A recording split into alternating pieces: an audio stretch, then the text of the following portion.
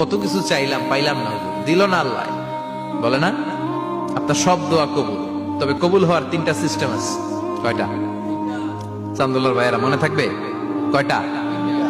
আপনি যত দোয়া করছেন সব কবুল, কারণ আল্লাহর কাছে কিছু চাইলে আল্লাহ ফিরাইয়া দিতে জানে না।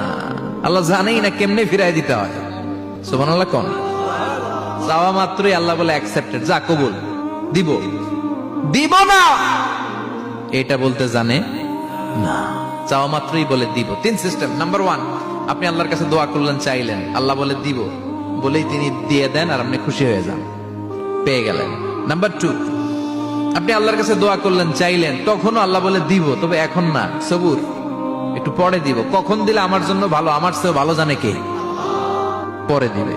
নাম্বার 3, চাইলেন, দোয়া করলেন, আল্লাহ তখনও বলে দেব, তবে এখনো না, পরেও না, কিয়ামতের দিন যেদিন বিপদে পড়বি ওই দিন দেব। যেদিন তোর বাবা তোরে চিনবে না, তোর মা তোরে চিনবে না, বন্ধু বন্ধুরে চিনবে না, পীর সাহেব মুরিদরে চিনবে না, মুরিদ পীর সাহেবরে চিনবে না, ইমাম সাহেব মুসল্লিরে চিনবে না, মুসল্লি ইমাম সাহেবরে চিনবে না, কেউ কাউরে চিনবে না। ওই কঠিন দিনে তোরে আমি বাঁচাইয়া দেব। তাই দোয়া যা করছেন ছোটবেলা থেকে আজকে পর্যন্ত, লস হয়েছে না লাভ? লস না লাভ? এজন্য বেশি বেশি দোয়া করার দরকার আছে না নাই?